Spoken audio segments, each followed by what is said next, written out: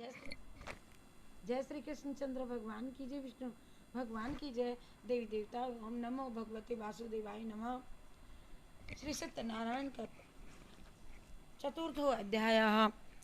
सूत जी बोले कि इस प्रकार साधु वेश नामक मंगल स्मरण करके ब्राह्मणों को दक्षिण आदि दे करके अपने घर को चल दिए।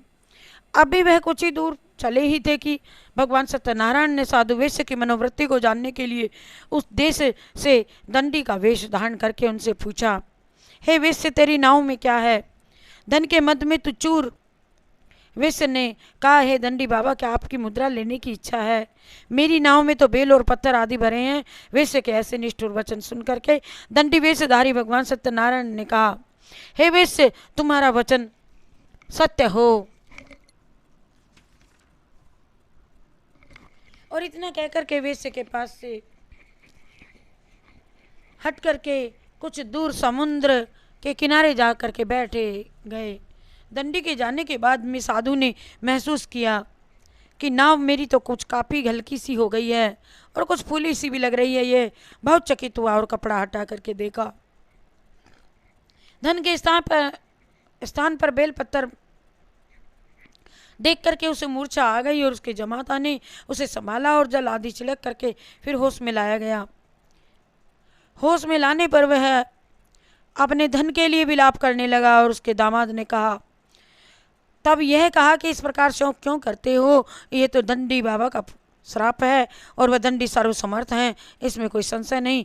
चलो उन्हीं की शरण में चलिए और वहाँ जाने पर हमें मनवांछित फल मिलेगा।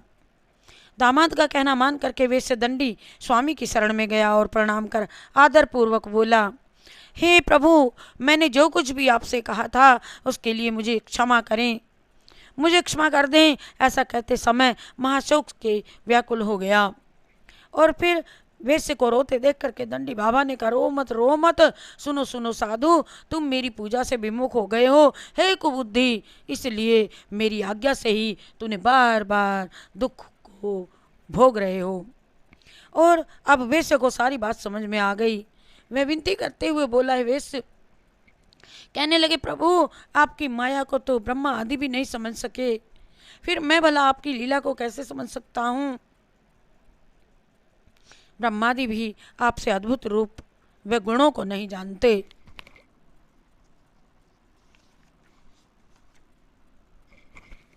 हे प्रभु, मुझ पर प्रसन्न हो और मैं माया से भ्रमित मूड आपको नहीं पहचान सका। मैं कैसे पहचान सकता हूँ? मैं अपनी सामर्थ्य के अनुसार आपकी पूजा अवश्य करूँगा।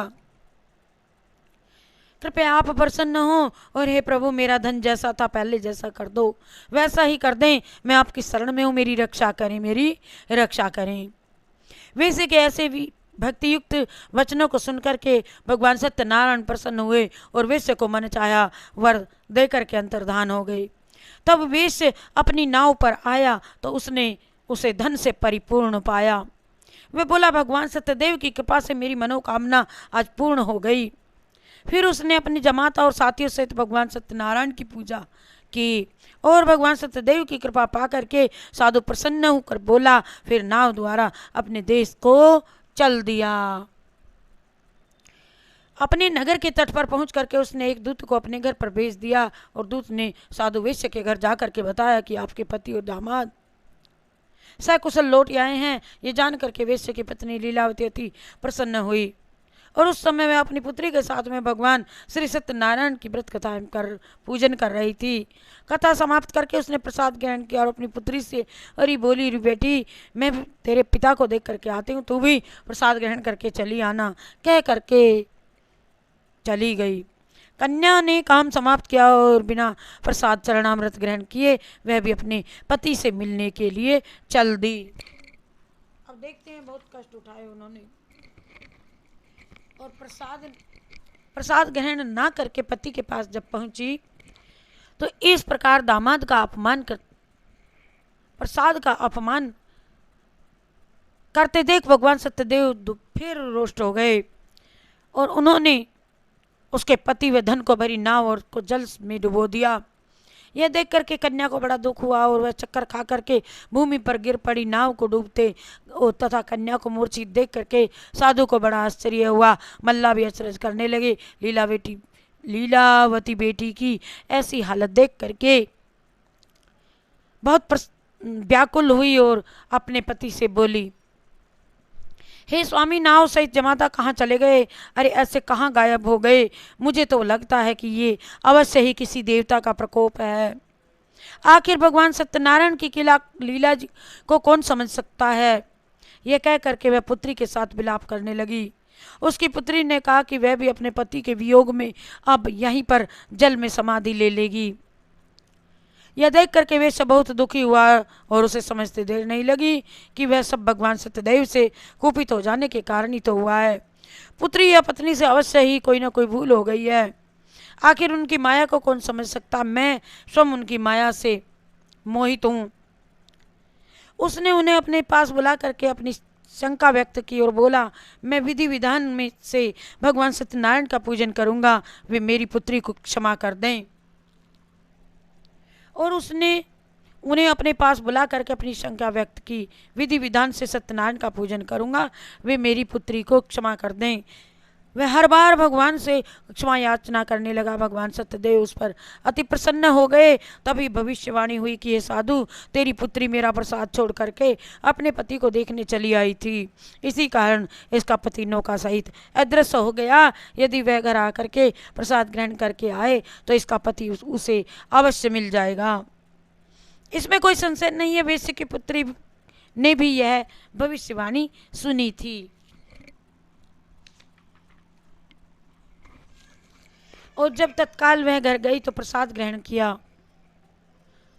जब कन्या लौट करके आई तो उसका पति सही सलामत वहां उपस्थित था। यह देख करके वह बहुत प्रसन्न हुई और पिता से बोली, पिताजी अब घर को चलिए, अब क्या देर है। हे बेटी, हमें भगवान सत्यदेव का पूजन करना है। कह करके साधु ने सबके साथ मिलकर के भगवान सत्यदेव की कथा व पूजन किया और फिर अपने बंधु बांधवों जमाता सहित घर आ गया। उस दिन के बाद में वह प्रत्येक पूर्णिमा व संक्रांति को भगवान सत्यनारायण का पूजन करते हुए अनेक सुखों को भोगता हुआ अंत में भगवान सत्यनारायण के वैकुंठ लोकों को चला गया। और देवताओं के लिए भी जो लोक दुर्लभ है तथा जहाँ सतरजतम तीनों गुण ऐसो प्रभावी होते हैं, अप्रभावी रहते हैं।